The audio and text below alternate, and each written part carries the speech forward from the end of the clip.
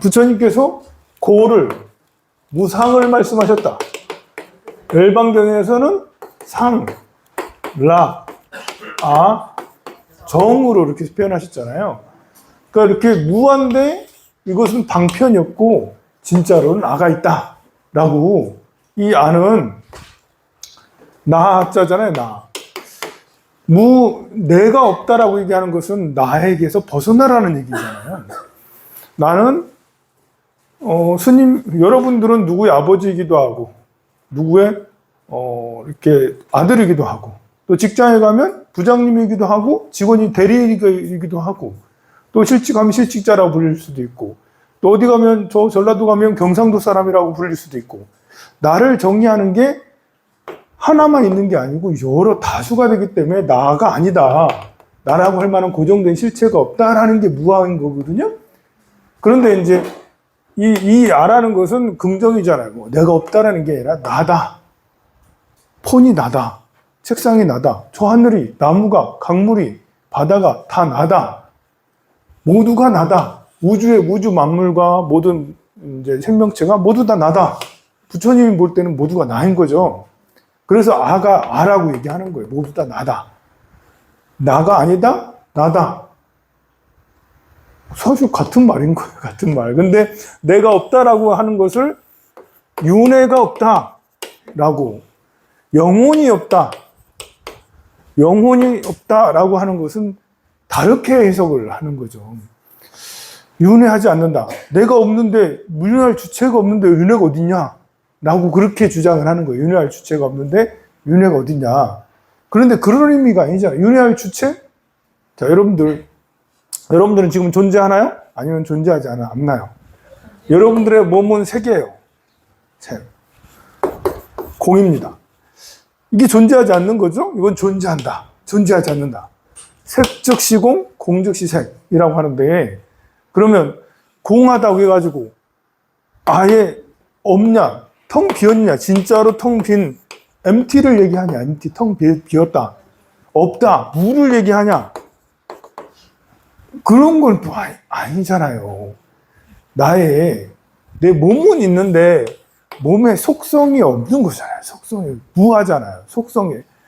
내가 무하라고 해서, 여러분들이 저 무한데 보이나요? 안 보이나요? 있잖아요. 존재하죠. 나는 무아예요. 여러분들도 다 무아예요. 근데 보이잖아요. 실존하잖아요. 살아가잖아요. 여러분들 이렇게 살다가 나이 100살에 돌아가실 거 아니에요. 100살 더 살 거예요? 130살에 돌아가실 거예요. 그죠? 130살에 돌아가실 거예요. 그런데 돌아가시고 나면, 지금 앞으로 130살까지 살면 몸이 그대로 있잖아요. 있지만 있는 상태에서 무아라는 말이에요. 몸은 있어요. 무아예요. 그리고 살아가. 자, 무아라고 해가지고 마음이 없냐? 영혼이 마음인가요? 아닌가요? 영혼과 마음은 약간 다를 수도 있지만, 이제 그냥 영혼이나 마음이나, 마음이 영혼이고 이렇게 그런 거지 뭐. 마음이 더 크죠, 영혼보다는. 마음이라는 것이 영혼이 더 크냐, 마음이 더 크냐? 마음은 그냥 드러나는 마음까지 다 포함되는 거예요. 우리가 생각하는 영혼은 이거보다 더 깊은 거잖아, 마음보다. 이건 이제 정의하기에 따라 다른 거고요. 어쨌든 우리는 마음을 다 가지고 살아가요. 이걸 지금 무하다고 해가지고 마음도 아니다, 이건 아니잖아요, 보면. 그러면 죽은 다음에 마음이 사라지냐? 이거는 이제 죽은 다음에 마음이 사라지냐? 라는 거는 많은 논란이 있을 수 있으나, 우리 불교에서는 죽은 다음에 마음이 사라지는 게 아니라 변화된다. 여러분들이 이제 그 마음이 크게 변할 때가 있어요. 결혼했을 때 크게 변하죠. 학교 갈 때 크게 변해요. 집에 엄마하고 있다가 젖을 끊을 때 마음이 크게 변해요. 진짜 크게 변해요. 그리고 또 자식을 낳으면 마음이 크게 변해요. 우리 인간 생활 속에서 이렇게 큰 변곡점이 있잖아요. 죽으면 역시 마음이 크게 변하는 거죠. 살아있으면서 결혼하거나 자식을 낳거나 하는 것보다 그 마음이 더 많이 변하죠. 출가하면 여러분들이 이렇게 있다가 절에서 스님이 돼. 마음이 진짜 많이 변하죠. 저는 스님이 돼서 이만큼 살아온 거잖아요. 변한 상태에서 이만큼 살아와서 여러분들하고 차이가 있는 거예요. 속세에 살지만, 같이 속세에 있지만, 같은 공간에 있지만, 생각하는 방법이 많이 다르잖아요. 그런데 이제, 그거랑 비교 안 되게 죽음을 경험하고 나서는 더 많이 변할 거라고 예상이 되죠. 충분히. 몸이 없으니까. 마음이 변하지. 그런데 그게 난가 아닌가? 날까 아닐까? 그 상태를, 이게 이제 우리가, 무아. 평상시에도 무아잖아. 원리적으로 보면. 나라고 할 게 있는 게 따로 있는 게 아니니까. 그런데, 그렇다고 영혼이 없다라는 게 아니라, 마음이 없다라는 게 아니라, 나의 속성이 무아라는 거지. 내가 죽었어.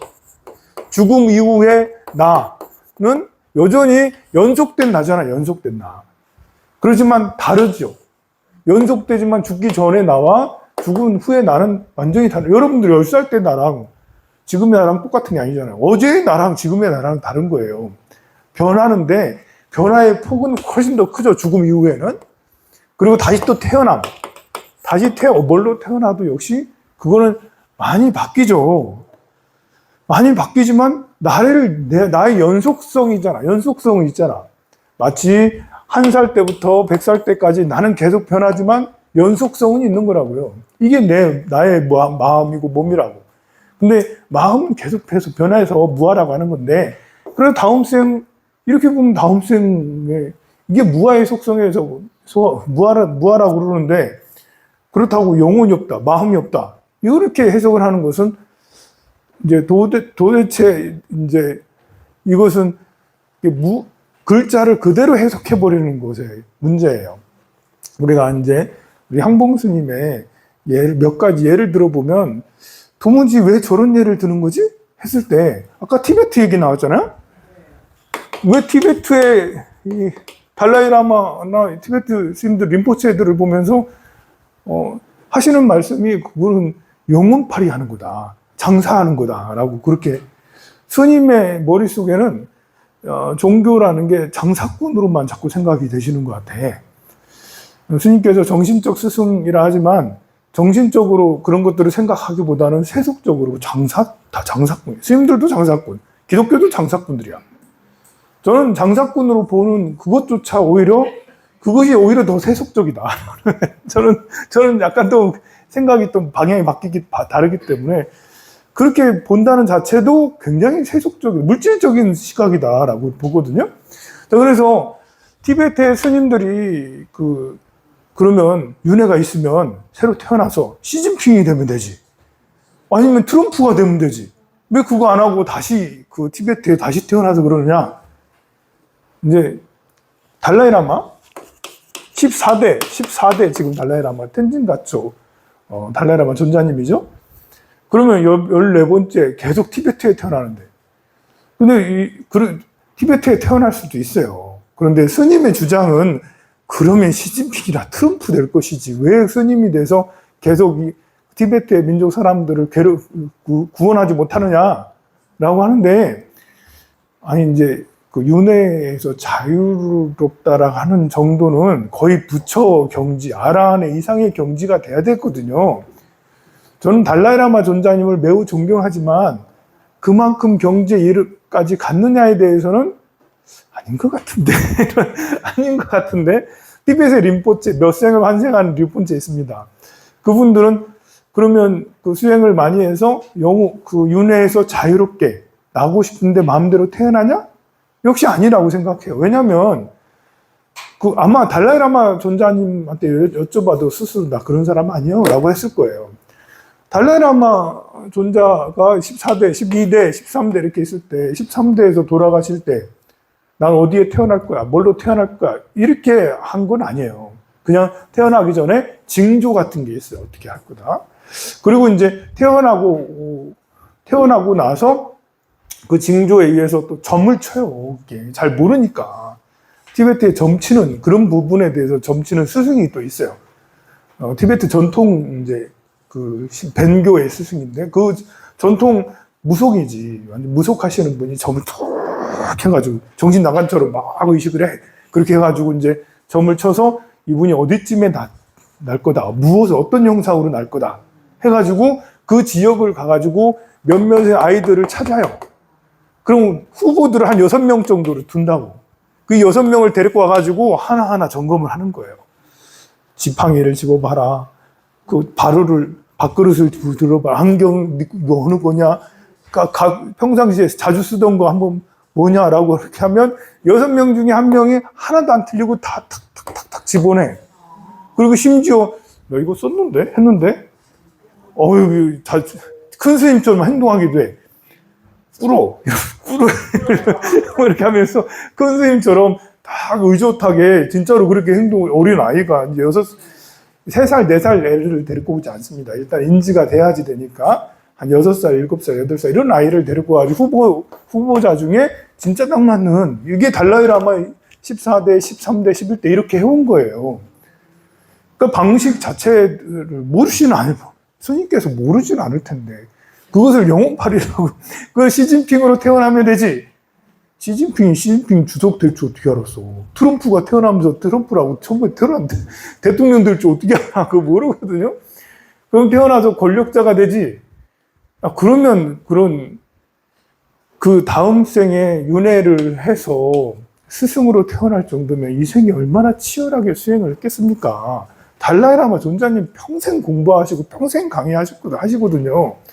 그런 분이 다음 생에 큰 부자가 되고 큰 권력자가 되겠냐고요. 생각하세요.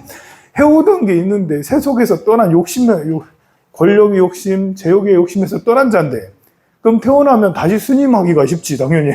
그런데 그런 원리들을 왜 간과하시고 그런 시진핑이 되지 못하느냐, 권력자나 재력자가 되지 못하느냐 그렇게 또 말씀을 하시고 또 예를 들는 게 또 까마라가 족부의 형제들 그걸 또 뜬금없이 들고 와가지고 자식이 잘못 살았으니까 자식이 장애를 가졌다.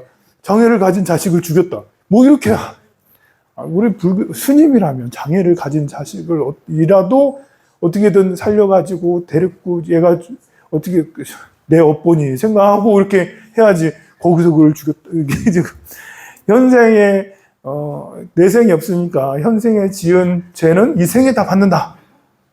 이게 말이 안 되잖아요. 여러분들은 다 알잖아요. 사이코패스도 있고 내가 죄를 지었다 하더라도 내 스스로 마음을 바꿔가지고 죄가 아니야. 나는 그냥 행복하게 살 거야. 내가 그냥 하고 싶은 대로 살 거야. 남들 피해줘도 이거 죄가 아니야. 라고 우리가 스스로 이렇게 만들면 얼마든지 행복할 수 있다는 거 알잖아요, 여러분들. 그 남 얼마나 사기치고 골프 치러 다니면서 얼마나 재밌게 살고 있는 사람 얼마나 많아요. 그런 사람들 가보받고 있어요, 지금? 아니거든요. 떳떳하게. 전두 한번 보세요. 그렇게 해놓고 얼마나 죽을 때까지 난 그런 적 없다고 이렇게 스스로 행복하게 살았다고 보면 그러면 스님께서 이 주장도 안 맞는데? 이상하잖아. 여러분들도 이렇게 처음에 20, 30대는 그게 혼란스러울 수도 있어요. 근데 이제 이렇게 살다 보니 그건 아닌 것 같아. 이 생에 다 어떻게 그렇게 다 과보를 받는. 그러니까 여기에 대한 고찰도 까마라가 부족부의 고찰도 티베트 스님들에 대한 고찰도 뭐가 안 맞아.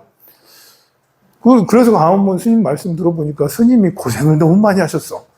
스님이 또 동진 출가하셨어. 절에서 60년 살았다니까. 한 20살쯤에 20살이 안 돼서 출가하셨나? 출가의 원인도 중요해요. 스님들은 출가 나이가 평생 나이가 되기가 쉬워요. 그래서 미국에 가서 15년, 13년 거기서 고생했는데 고생해서 깨달은 게 윤회가 없다. 라고 깨달았다는 거잖아요. 너무 고생이 심하셨나? 며칠 있으면 나도 생일인데 큰일이네.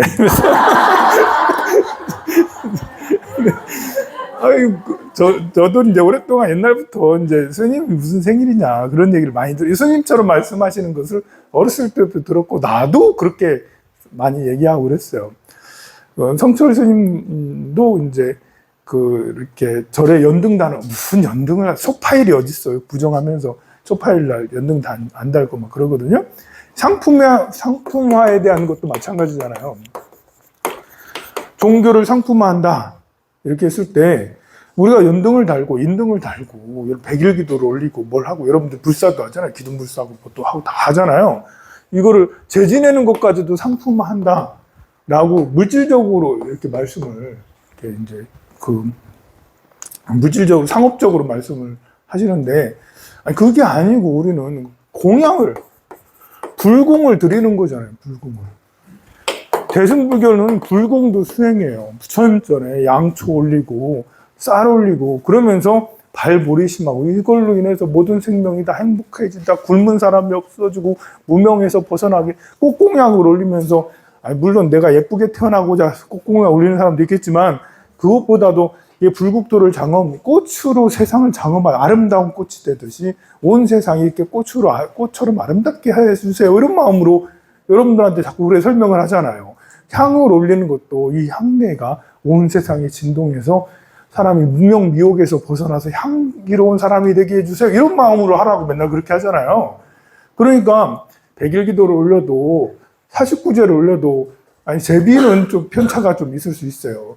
그리고 제비가 많은 것보다 적은 게 저도 더 좋다고 생각해요. 근데 저도 이렇게 제를 지내고 옆에 있는 스님 제 지내는데 스님 제 열심히 지내고 그냥 올라가세요. 하기가 그렇잖아. 제 지냈으니까 스님 단돈 얼마 5만 원이라도 10만 원이라도 챙겨주고 또 스님도 급여를 또 챙겨 이렇게 해야지 나도 이렇게 그 경영하는 사람으로서 스님이 그렇게 해드려야 되는 게 예의잖아요. 이래저래 하고 음식하고 뭐하고 이렇게 하고 절에 또 이렇게 되면 그런 것들을 상품화라 하는 것보다도 이게 다 불공이고 공양이고 다 수행이다 라고 그렇게 여기면서 이렇게 하시는 게 스님들의 생각이어야 되는 거잖아요. 상품화라고 주장해서 그런 것들을 상품화 덜 하고 불공으로 바꿔야 된다라는 이런 주장은 별로 안 하시고 그 상품화니까 다 싸가졌다라고 자꾸 이제 싸가졌다라고 자꾸 말씀을.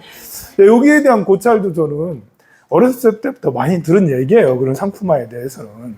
그래서 그런데 그게 스님이 10대 때, 20대 때 주장은 할 수 있으나 스님도 거기 사장함에 주지시거든. 사장을 맡은 암주세요. 보면 그 절 너무 좋은 절이에요. 나도 그 절 갖고 싶어. 너무 좋은 절이거든요. 근데 그런 거 이렇게 거기에 대한 이제 말씀하는 이런 것들 하고 등등의 말씀이 좀 사춘기 청년 같은 느낌이 자꾸 든다.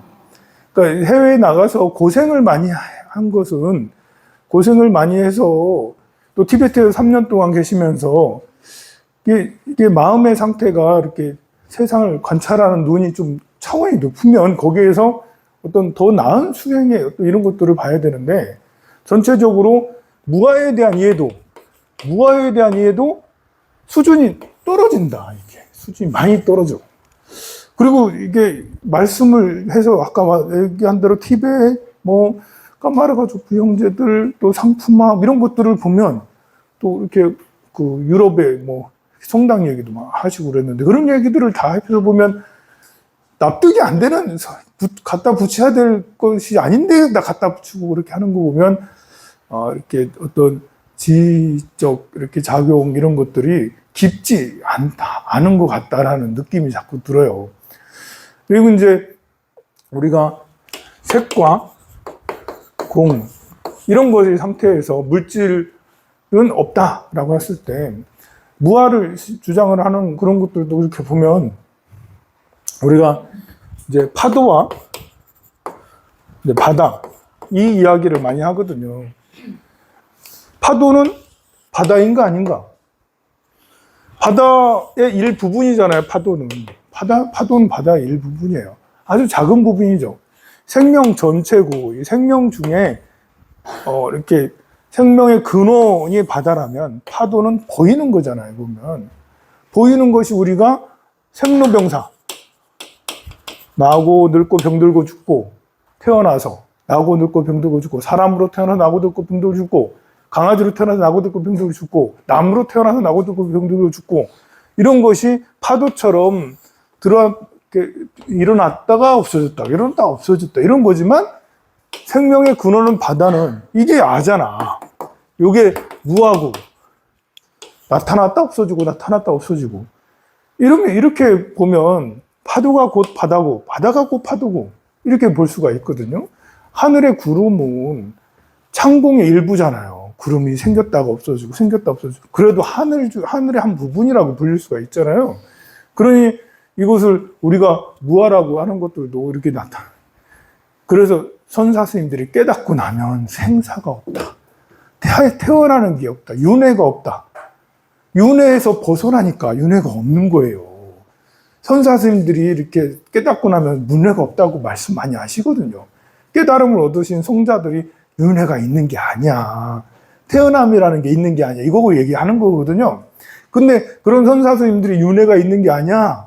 라는 것은 당신이 벗어나서 한 상태고, 윤회가 있는 게 아니야 했을 때, 윤회를 부정해서 있는 게 아니라는 게 아니잖아요. 그 윤회 우리는 하는데, 스님께서 보시니 윤회는 본래 있는 게 아니야. 스님이 볼 때는, 깨달은 스님이 볼 때는, 아니, 바다라고, 파도도. 이거 나고 늙고 병들고 윤회하는 것도 바다라고. 그러니까 우리는 파도를 보면서 저게 바다야 하고 있으니까 보이는 형상에 집착하게 되고, 야기색견아 이음성구 하잖아요. 소리나 모습으로 나라고 부처를 구한다라는 것은 사도를 행하는 거라고. 우리는 그 잘못 보고 하는 것을, 나고 늙고 병들고 우리가 살아가는 것을 보고 이것이 진짜 리얼한 거야 라고 그렇게 하고 있으니까 우리는 이것이 맞다라고 하는 거고, 근데 선사 스님들은 깨닫고 나서 이렇게 보니까 무하다. 아니, 깨닫고 나서 보니까 윤회라는 게 없다.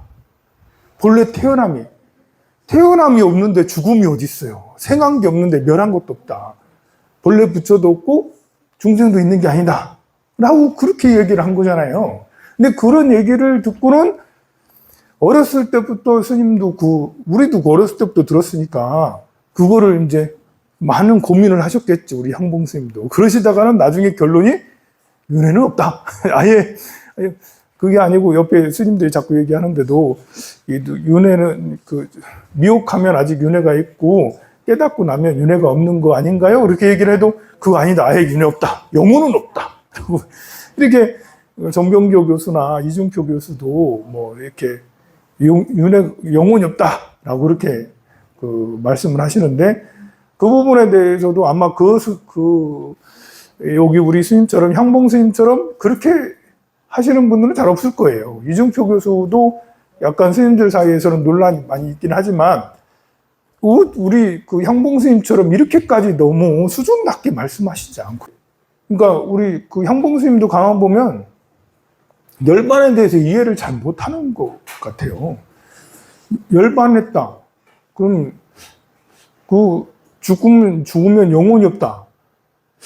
스님이 영혼이 없다라는 말이, 윤회가 없다는 말이 이렇게 자꾸 물어보잖아요. 죽으면 끝이냐는 식으로 물어봤거든요. 그러면 진짜 스님은 그렇게 생각하시는 것 같아.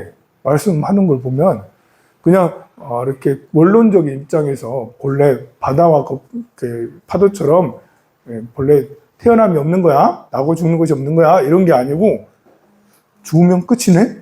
죽으면 진짜로 끝이네? 영혼도 없고 끝이네? 그래서 그걸 보고 단멸론이라고 그러거든요. 이제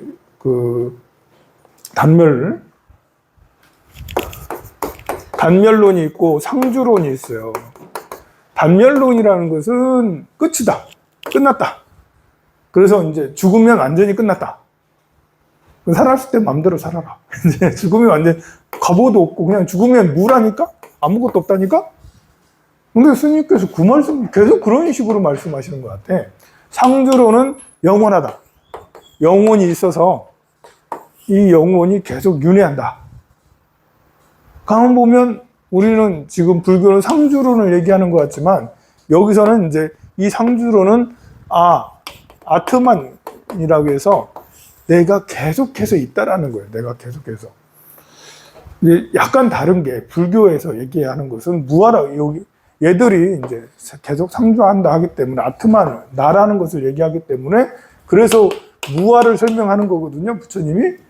무아를 계속 강조한 것은 이미 기존에 바라문교가, 기존에 있는 종교가, 또는 새로 주장하는 사문이라는 사람들이 고행을 해서 천상에 간다라는 이런 생각을 갖고 있거나 아니면 이제 이제 바라문들이 이렇게 브라만하고 시바신하고 이런 신들이 있어서 계속 존재한다, 항상 있다 라고 그렇게 계속 얘기를 하기 때문에 영혼이 있어서 영혼이 윤회를 하는데 그것이 강하게 계속해서 존재한다라고 그렇게 얘기를 하기 때문에 거기에 대해서 무아를 얘기한 거예요.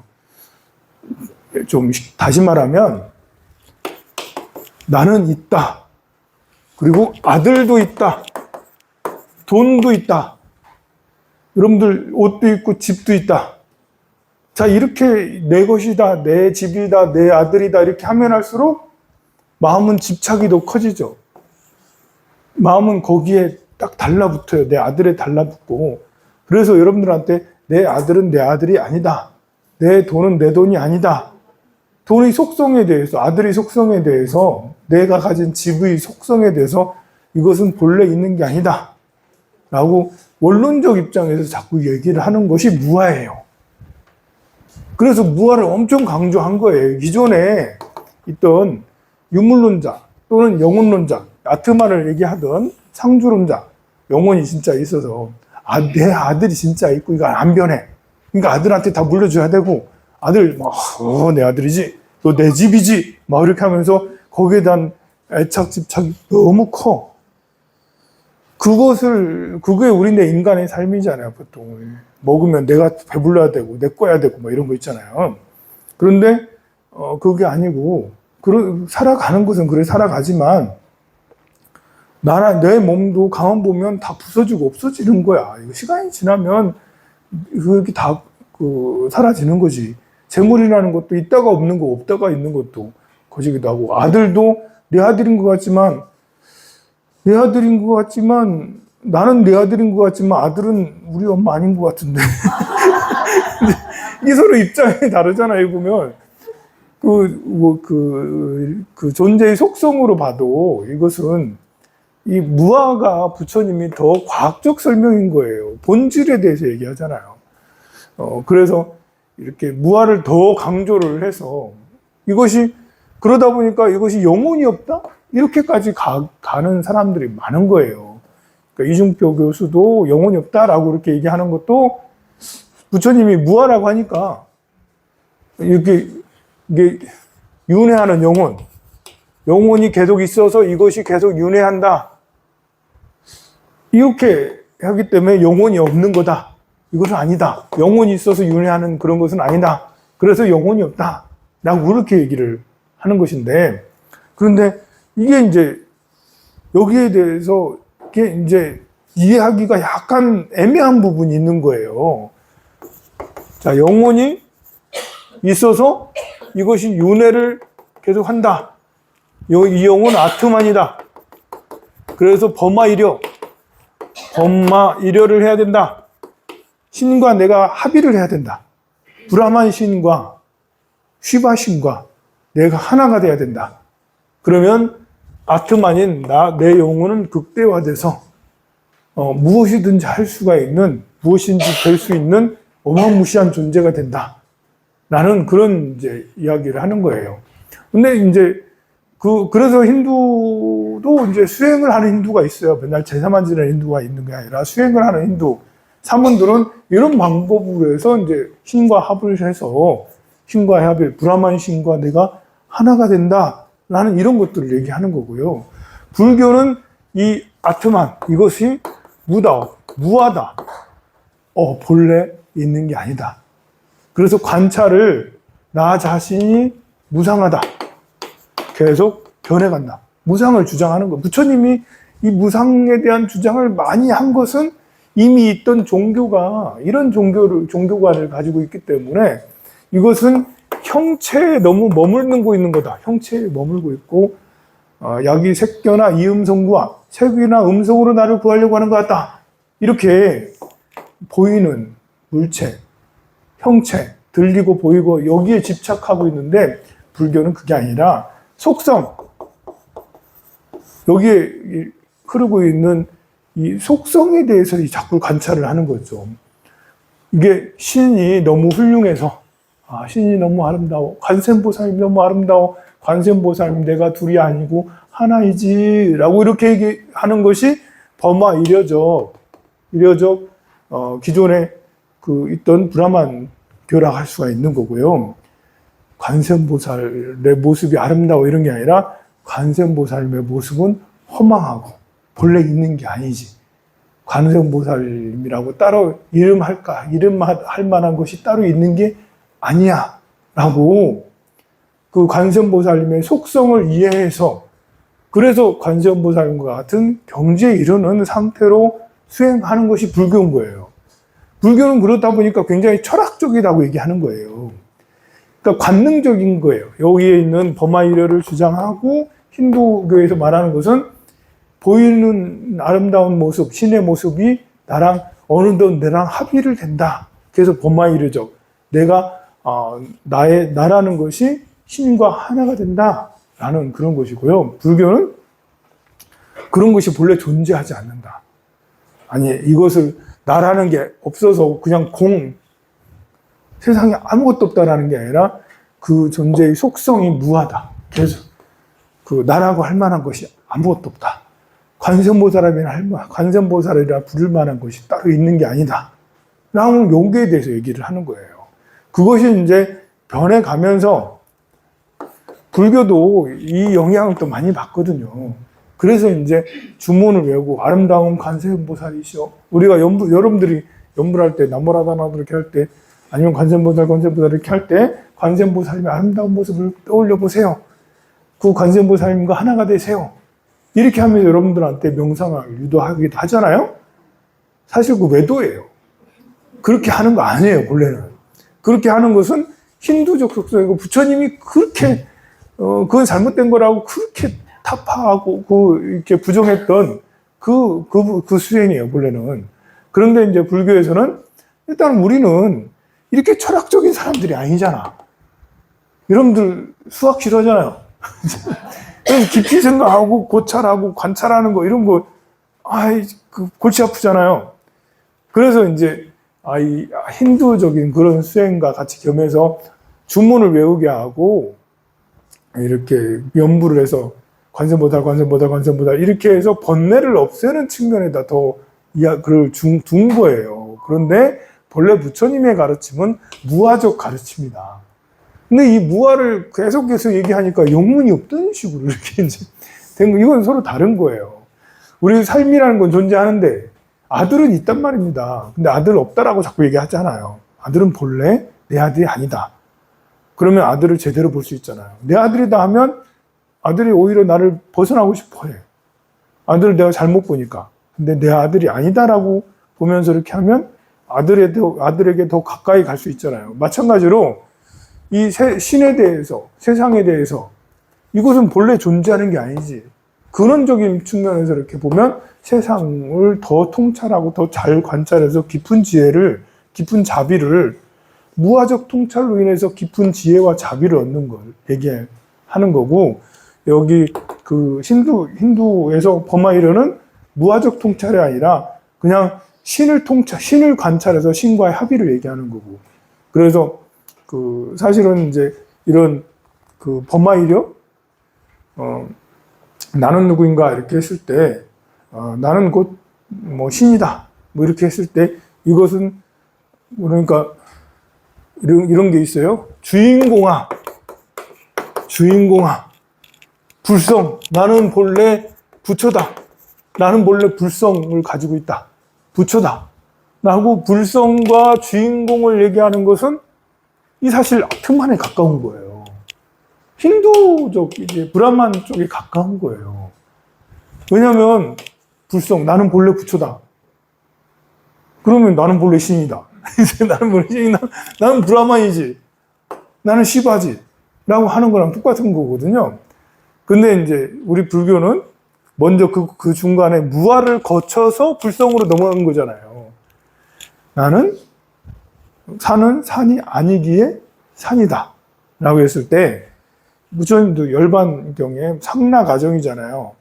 상라가정도 무와 공, 무상과 공, 무화를 거치고 나서 상락 아정이 진짜 상락 아정인 것처럼 이 불성도 무화를 거치고 나는 본래 부처다라는 걸로 가야 되는 거예요. 그렇지? 불교의 코스인데 이제 그게 아니고 이제 무화를 깊이 관찰하지 않고 바로 우리가 본래 부처 주인공 너의 본 마음을 바로 봐! 라고 처음부터 이렇게 했다가는 이게 자칫하다가는 두 개를 구별하지 못하는 우려가 된다. 예, 약간 이제 이런 건 골치 아픈 얘기예요, 사실은. 골치 아프죠? 네. 빨리 끝내라는 듯이 보입니다, 여러분들. 시간도 됐고 계속 얘기 듣다 보니까 머리 아프고 이제 졸리기도 하고